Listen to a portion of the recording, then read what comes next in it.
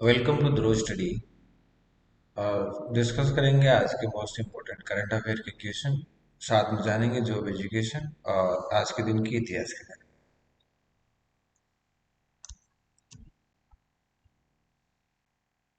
ये इंदिरा गांधी है। इसकी चर्चा इसलिए क्योंकि इतिहास में जो इमरजेंसी का एक समय था 1975 से 1977 तक, तो आज के दिन 21 मार्च को इमरजेंसी का जो टाइम था वो खत्म हो गया था।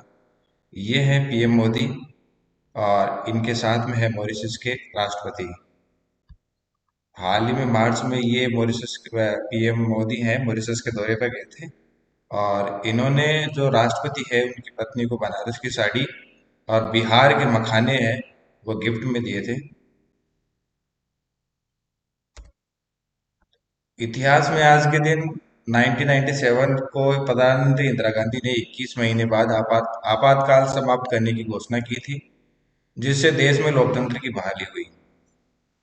इंदिरा गांधी के कार्यकाल में 25 जून 1975 से 21 मार्च 1977 तक देश में आपातकाल लागू रहा।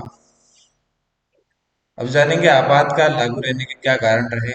सबसे पहला है इलाहाबाद हाई कोर्ट का फैसला, जो 12 जून 1975 को आया था। इसमें जो 1971 का चुनाव था उसको प्रधानमंत्री पद छोड़ने के आदेश हाई कोर्ट ने दिए थे और उस जो चुनाव को था अवैध बताया था। विपक्ष का विरोध और जन आंदोलन। जयप्रकाश नारायण, मोरारजी देसाई और अन्य नेताओं ने इंदिरा गांधी के इस्तीफे की मांग को लेकर देश भर में आंदोलन छेड़ दिया था। इसके बाद 1970 के दशक में सब भारत में आर्थिक संकट, महंगाई और बढ़ते जो विरोध प्रदर्शन को देखते हुए एक अलग सिचुएशन क्रिएट हो गई थी। आपातकाल के दौरान फिर मुख्य फैसले लिए गए, उनमें था मौलिक अधिकारों का निलंबन और यानी प्रेस सेंसरशिप लागू की गई। सरकार के खिलाफ कुछ भी छापने पर रोक लगा दी गई। राजनीतिक विरोधियों की गिरफ्तारी की गई, जिसमें जयप्रकाश नारायण, अटल बिहारी वाजपेयी, लालकृष्ण आडवाणी, जॉर्ज फर्नांडिस सहित हजारों नेताओं और कार्यकर्ताओं को जेल में डाल दिया गया। इसके साथ ही जबरदस्ती नसबंदी अभियान चलाया गया, जिसमें संजय गांधी की अगुवाई में जनसंख्या नियंत्रण के लिए जबरन नसबंदी अभियान चलाया गया, जिससे जनता में भारी रोष व्याप्त हो गया। इसके साथ ही जो आपात का इमरजेंसी का टाइम था उसमें जो 1975 का जो टाइम था वो 42वां संविधान संशोधन किया गया। ये एक मिनी कॉन्स्टिट्यूशन इसको कहा जाता है, क्योंकि इसमें 42वां संविधान संशोधन में बहुत सारे संशोधन ऐसे किए गए तो इसमें सरकार ने अपनी शक्तियां बढ़ा ली थी। आपातकाल हटने और चुनाव के समय भारी विरोध और जन असंतोष को देखते हुए इंदिरा गांधी ने 21 मार्च 1977 को आपातकाल हटा लिया और चुनाव कराने की घोषणा की। चुनाव में जनता पार्टी ने ऐतिहासिक जीत दर्ज की और इंदिरा गांधी की कांग्रेस पार्टी हार गई। मोरारजी देसाई भारत के पहले गैर कांग्रेसी प्रधानमंत्री बने। 42वें संशोधन की बात करेंगे तो 1976, ये एग्जाम के प्रोस्पेक्ट से बहुत इंपॉर्टेंट है, इससे बहुत सारे क्वेश्चन बनते हैं। 42वां संविधान संशोधन 1976 में किया गया, जब इंदिरा गांधी ने इमरजेंसी घोषित कर दी थी और इमरजेंसी का टाइम था ये। तो संविधान की प्रस्तावना में बदलाव किया गया। उस समय समाजवादी और धर्मनिरपेक्ष शब्द जोड़े गए। भारत को संप्रभु और समाजवादी धर्मनिरपेक्ष लोकतांत्रिक गणराज्य घोषित किया गया। मौलिक कर्तव्यों की शुरुआत में अनुच्छेद 51A के तहत 10 मौलिक कर्तव्य और जोड़े गए, जिनमें संविधान का सम्मान, पर्यावरण संरक्षण, वैज्ञानिक सोच अपनाने आदि शामिल है। न्यायपालिका की शक्तियों में कटौती की गई। सुप्रीम कोर्ट और हाई कोर्ट के न्यायिक समीक्षा, जुडिशियल रिव्यू के अधिकार सीमित कर दिए गए। यानी अगर कोई भी फैसला अगर कोई होता था, कोई निर्णय दिया जाता था, उसमें जुडिशियल रिव्यू के जो अधिकार थे कोर्ट के, हाई कोर्ट के, सुप्रीम कोर्ट के, उन जुडिशियल रिव्यूज को अधिकारों को समाप्त कर दिया गया। यानी कोर्ट किसी भी फैसले का रिव्यू नहीं कर सकते थे। संसद और केंद्र सरकार को अधिक शक्ति मिल गई। लोकसभा का कार्यकाल 5 से 6 साल किया गया। बाद में 44वें संविधान संशोधन से इसे वापस 5 साल कर दिया गया। कई बार पूछा जाता है कि लोकसभा का कार्यकाल कौन से संविधान संशोधन द्वारा 5 साल से 6 साल कर दिया गया था। तो इसका राइट आंसर है कि 42वां संविधान संशोधन। इसके तो दूसरा सवाल ऐसा हो सकता है कि 42 कौन सा संविधान संशोधन द्वारा लोकसभा का जो कार्यकाल है उसको 5 साल से घटाकर वापस 6 साल से घटाकर वापस 5 साल कर दिया गया। तो इसका आंसर है 44वां संविधान संशोधन। राष्ट्रपति की शक्तियों में कमी की गई। 42वें संविधान संशोधन द्वारा राष्ट्रपति को मंत्रिपरिषद की सलाह मानना अनिवार्य बना दिया गया, जिससे उसकी स्वतंत्रता कम हो गई। नेक्स्ट बात करेंगे जॉब एजुकेशन की। पटवारी के लिए 2020 पदों पर भर्ती है, एज लिमिट 40 साल है। सीएटी ग्रेजुएशन पास करने वाले उम्मीदवार 23 मार्च तक आवेदन कर सकते हैं। इसके एग्जाम 11 अप्रैल को होंगे। ड्राइवर के लिए 2756 पदों पर भर्ती है। इसके लिए एलिजिबिलिटी 8वीं पास और फिर ड्राइविंग लाइसेंस जरूरी है। एज लिमिट 40 साल है। आवेदन करने की लास्ट डेट 28 मार्च है। एग्जाम इसके 22 से 23 नवंबर को होंगे। लाइब्रेरियन थर्ड ग्रेड भर्ती 2756 पदों पर निकली हुई है। एज लिमिट 40 साल है। आवेदन की लास्ट डेट 5 मार्च है। और इसके लिए शैक्षणिक योग्यता है लाइब्रेरी साइंस और डिप्लोमा में देवनागरी लिपि में हिंदी का ज्ञान आवश्यक है। असिस्टेंट इंजीनियर की बात करेंगे तो 1057 पदों पर भर्ती है। शैक्षिक योग्यता बीई बीटेक डिग्री जरूरी है। एज लिमिट 40 साल है। आवेदन की अंतिम तिथि 12 सितंबर है। करंट अफेयर की बात करेंगे। पहला क्वेश्चन है, भारत सरकार ने गैर कानूनी गतिविधि रोकथाम अधिनियम यूएपीए यानी अनलॉफुल एक्टिविटी प्रिवेंशन एक्ट के तहत किन दो संगठनों पर 5 साल का प्रतिबंध लगाया? तो पहला है आवामी एक्शन कमेटी एएसी और जम्मू कश्मीर इतिहाद उल मुस्लिमीन जेकेआईएम। तो इसका है फर्स्ट पॉइंट है, भारत सरकार ने मीरवाइज तो एसीसी किसकी ये है कमेटी है, किसका संगठन है? तो भारत सरकार ये मीरवाइज उमर फारूक इसको एसीसी को चलाते हैं। और जो दूसरा जेकेआईएम है, इसको मसरूर अब्बास अंसारी ऑपरेट करते हैं। इन पे 5 साल का प्रतिबंध लगा दिया गया है। ये इसलिए लगाया गया है क्योंकि इन पार्टियों से भारत की संप्रभुता और सुरक्षा को खतरा था। ऐसी गतिविधियों आतंकवादी और देश विरोधी गतिविधियों के इनके ऊपर आरोप लगे हैं। कई मामले भी इनके खिलाफ दर्ज किए गए हैं। यह कार्रवाई 11 मार्च 2025 को की गई। क्या है यूएपीए यानी unlawful activity prevention of act? क्या है इसको समझना बहुत जरूरी है एग्जाम के प्रोस्पेक्ट से। आतंकवाद और देश विरोधी गतिविधियों की रोकथाम के लिए यह यूएपीए 1967 में लागू किया गया कठोर कानून है। सरकार किसी व्यक्ति या संगठन को आतंकवादी घोषित कर सकती है। आतंकवादी गतिविधियों में संलिप्त पाए जाने पर संपत्ति जब्त की जा सकती है। एनआईए नेशनल इन्वेस्टिगेशन एजेंसी को किसी भी राज्य में बिना अनुमति के जांच और गिरफ्तारी का अधिकार है।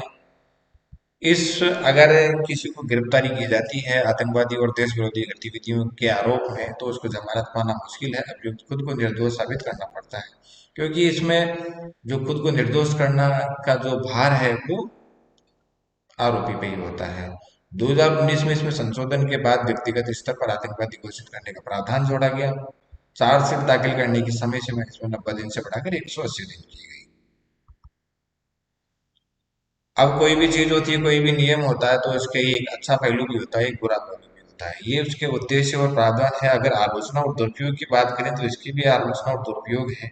बिना मुकदमे के लंबी इसकी आलोचना की पहले बात करें तो बिना मुकदमे के लंबी हिरासत की आशंका है, जिससे मानवाधिकारों के उल्लंघन की संभावना है।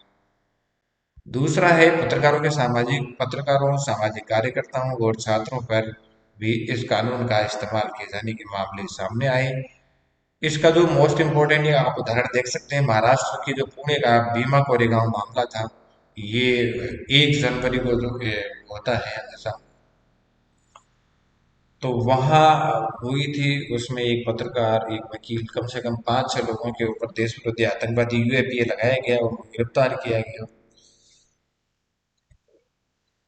नेक्स्ट क्वेश्चन है, मध्य प्रदेश के किस जिले में माधव टाइगर रिजर्व स्थित है? तो ये शिवपुरी है। मैप में देखेंगे तो ये अपना राजस्थान है, ये बाउंड्री, ये यार भरतपुर होते हुए ये कोटा की बाउंड्री आ गई। ये कोटा है, ये कोटा है यहाँ पे, और ये यहाँ पर शिवपुरी है।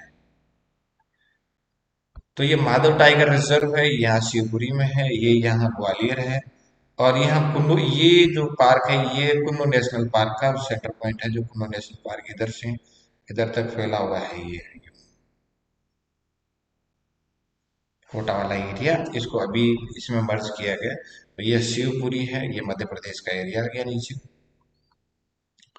डॉक्टर मोहन यादव ने शिवपुरी में माधव नेशनल पार्क को मध्य प्रदेश के 90 और देश के 58वें टाइगर रिजर्व के रूप में घोषित किया है। टाइगर रिजर्व 1651 वर्ग किलोमीटर में फैला है, जिसमें 375 वर्ग किलोमीटर का कोर क्षेत्र और 1275 वर्ग किलोमीटर का बफर जोन है। अब ये कोर क्षेत्र और बफर जोन क्या होता है? जैसे ये मान लो ये जंगल है, पूरा ये जंगल का एरिया है। तो इस जंगल में ये एक कोर एरिया बना दिया जाता है जिसमें कि लोगों की एंट्री नहीं दी जाती है। अब ये जो हो गया अंदर वाला, ये हो गया कोर। कोर क्षेत्र हो गया, इसमें लोगों की एंट्री नहीं रहती है। ये मतलब एक डार्क जोन है, और ये बफर जोन है। ये जो एरिया है ये बफर जोन है। इसमें लोगों की एक्टिविटी भी होती है, लोगों को बसाया भी जाता है। और जिन लोगों को बसाया जाता है उनको संरक्षण की जानकारी दी जाती है। क्षेत्र किस तरह से संरक्षण करना है, किस तरीके से कार्य करना है। उनको रोजगार के अवसर भी उपलब्ध करवाए जाते हैं। बहुत सारी एक्टिविटीज होती है, और जो सरकार की योजनाएं हैं उनमें डायरेक्ट उनको लाभार्थी बनाया जाता है ताकि वो संरक्षण में अपना योगदान दे सके। रिजर्व में कुल 7 बाघों को छोड़ा गया, जिनमें 5 वयस्क और 2 शावक शामिल है। वयस्कों में 2 नर हैं, 2 मादा हैं, 3 मादा हैं, सॉरी। नेक्स्ट क्वेश्चन है, ये इंपॉर्टेंट है, ये जानना चाहिए कि मध्य प्रदेश से कितनी नदियां निकलती है। तो मध्य प्रदेश से टोटल निकलती है 12 नदियां। मुख्य नदियां हैं जो 12 निकलती है।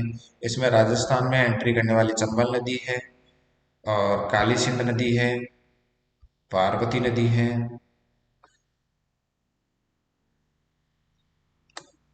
नेक्स्ट क्वेश्चन है, प्रधानमंत्री नरेंद्र मोदी ने मॉरिशस की प्रथम महिला को क्या उपहार दिया? तो इसमें बनारसी साड़ी और बिहारी मखाने।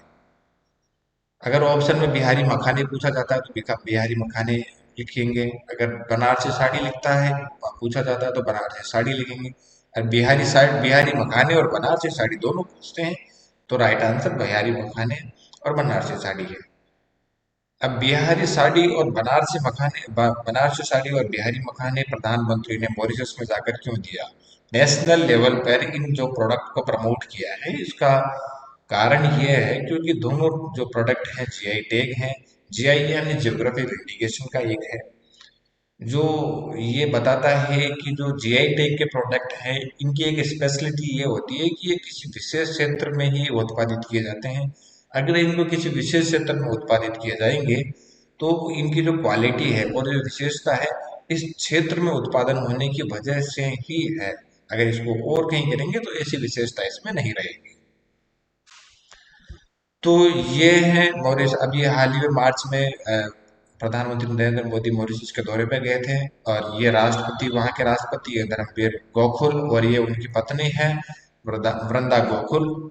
इनको उन्होंने बनारसी साड़ी दी है और बिहारी मखाने दी है। बनारसी साड़ी की बात करें तो ये भारत की सबसे प्रसिद्ध साड़ियों में से एक है, और अपनी बारीकी जरी वर्क, रेशम और पारंपरिक डिजाइन के लिए जानी जाती है। इसे 2019 में जीआई टैग मिला था। बिहारी मखानों की बात करें तो मखाना फॉक्सनट, जिसे फॉक्सनट भी कहते हैं, मुख्य रूप से बिहार के मिथिला क्षेत्र में उत्पादित होता है। इसमें प्रोटीन, कैल्शियम और एंटीऑक्सीडेंट होता है। इसे 2022 में जीआई टैग मिला था। अब जीआई टैग क्या है, इसका महत्व क्या है, इसको समझते हैं। ये बहुत जरूरी है। जीआई का मतलब होता है जियोग्राफिक इंडिकेशन टैग। ये प्रमाणित करता है कि उत्पाद किसी विशेष क्षेत्र से आता है और उसकी गुणवत्ता व विशेषताएं उसी स्थान की वजह से है। यह टैग स्थानीय उत्पादकों को नकली उत्पादों से बचाता है और उनके आर्थिक विकास में मदद करता है। जीआई टैग मिलने के बाद उत्पादन को अंतर्राष्ट्रीय स्तर पर पहचान मिलती है, जिससे उसकी मांग और कीमत बढ़ सकती है। तो इसका मतलब है कि बनारसी साड़ी और बिहारी मखानों को मॉरिशस में जाके प्रमोट किया है। हालांकि जीआई टैग उसको पहले मिल चुका था, तो मॉरिशस में जाके प्रमोट किया है, तो इनकी डिमांड इंटरनेशनल लेवल पर बढ़ेगी। इनकी पॉपुलैरिटी बढ़ेगी, लोगों को रोजगार मिलेगा। मांग बढ़ेगी तो उनकी कीमत बढ़ेगी, लोगों को अच्छा प्रॉफिट होगा। लोग हो सकता है कि विदेशी निवेश भी करेंगे, एफडीआई इसमें बढ़ेगी। कई सारे फैक्टर काम करते हैं। जीआई टैग अधिनियम भारत में 1999 के तहत प्रणाली लागू की गई। इसको geographical indication of goods registration and production act 2004 में बात करें तो 2004 में दार्जिलिंग टी को भारत का पहला जीआई टैग मिला। राजस्थान के 21 उत्पादों को भौगोलिक संकेत जीआई टैग प्राप्त हो चुके हैं। नेक्स्ट क्वेश्चन है, हाल ही में मार्च 2025 भारत ने न्यूयॉर्क में संयुक्त राष्ट्र के किस सत्र में भाग लिया? तो यह है यूएनसीएसडब्ल्यू का 69वां सत्र। इसका UNCSW का मतलब है United nation commission of the status of women, यानी संयुक्त राष्ट्र महिला स्थिति आयोग। अब ये क्या काम करता है, इसका क्या महत्व है, इसको समझेंगे। यहाँ भारत से कौन गया यहाँ से शामिल होने के लिए, तो यह है महिला एवं बाल विकास मंत्री अन्नपूर्णा देवी। इन्होंने यहाँ इस सम्मेलन में भाग लिया, सत्र में भाग लिया, UNCSW के सत्र में भाग लिया और बच्चों के सशक्तिकरण और संरक्षण और समग्र विकास के लिए भारत की अटूट प्रतिबद्धता की पुष्टि की है। न्यूयॉर्क में महिलाओं की स्थिति संयुक्त राष्ट्र आयोग CSW के 69वें सत्र को संबोधित करते हुए उन्होंने 12 महत्वपूर्ण क्षेत्रों में स्त्री पुरुष समानता पर भारत की प्रगति को रेखांकित किया है। अब UNCSW क्या है, इसको थोड़ा सा समझते हैं। संयुक्त राष्ट्र महिला स्थिति आयोग की स्थापना 1946 में ECOSOC के तहत की गई थी। संयुक्त राष्ट्र का प्रमुख मंच जो लैंगिक समानता और महिलाओं के सशक्तिकरण को बढ़ावा देता है। इसका जो मुख्यालय है वो न्यूयॉर्क में स्थित है। संयुक्त राष्ट्र स्थित न्यूयॉर्क में इसका मुख्यालय है। बैठक हर साल मार्च में होती है। 69वां सत्र है जो 10 से 21 मार्च को आयोजित किया गया। सत्र में सरकारों, संयुक्त राष्ट्र एजेंसियों, NGOs के प्रतिनिधि भाग लेते हैं। नेक्स्ट क्वेश्चन है, हाल ही में मार्च 2025 भारत के आर्मेनिया के साथ किस क्षेत्र में सहयोग के लिए समझौता ज्ञापन पर हस्ताक्षर किए, तो यह है चिकित्सा उत्पाद विनियमन। तो भारत ने चिकित्सा उत्पाद विनियमन के क्षेत्र में सहयोग के लिए आर्मेनिया के साथ समझौता ज्ञापन हस्ताक्षर किए हैं। नई दिल्ली में विदेश मंत्री डॉक्टर एस जयशंकर और आर्मेनिया के विदेश मंत्री अरारात मिर्जोयान की उपस्थिति में इस पर हस्ताक्षर किए गए। नेक्स्ट क्वेश्चन है, औद्योगिक केंद्रीय औद्योगिक सुरक्षा बल CISF का स्थापना दिवस कब मनाया जाता है, तो यह है 10 मार्च। इसकी स्थापना 10 मार्च 1969 को हुई थी। भारतीय रिजर्व बैंक, नेक्स्ट क्वेश्चन है, भारतीय रिजर्व बैंक ने इंडसइंड बैंक के CEO सुमंत कठपालिया को कितने वर्ष का कार्यकाल विस्तार दिया है, तो राइट आंसर है 1 वर्ष का। इस कार्यकाल की बात करें तो 24 मार्च 2025 से 23 मार्च 2026 तक प्रभावी रहेगा। नेक्स्ट क्वेश्चन है, हाल ही में Hindustan petroleum corporation limited HPCL के नए CMD के रूप में किसे नियुक्त किया गया है, तो राइट आंसर है इसका विशाल कौशल। मार्च 2025 में भारत सरकार ने विकास कौशल को HPCL के अध्यक्ष और प्रबंध निदेशक CMD के रूप में 5 साल के लिए नियुक्त किया है। यानी इसका कार्यकाल, CMD का कार्यकाल कितना होता है, 5 साल का। हाल ही में प्रोफेसर सुमन चक्रवर्ती को यूनेस्को का TWS द्वास पुरस्कार किस क्षेत्र में मिला है, तो यह है इंजीनियरिंग और कंप्यूटर विज्ञान। IIT खड़गपुर के प्रोफेसर सुमन चक्रवर्ती को यूनेस्को और इंजीनियरिंग कंप्यूटर विभाग में 2006 में यह पुरस्कार मिला था। तो आज के लिए इतना ही। वीडियो में आपको कंटेंट अगर अच्छा लगा है तो लाइक करें, शेयर करें, सब्सक्राइब करें, कमेंट करें। आपको किसी भी टॉपिक पर अगर कोई भी किसी भी तरीके का कंफ्यूजन है तो आप हमें कमेंट बॉक्स में बता सकते हैं। अगर आपको किसी भी टॉपिक पर डिटेल से जानना है या आप चाहते हैं कि डिटेल से वीडियो बनाया जाए तो आप हमें कमेंट बॉक्स में बता सकते हैं। Okay, thank you.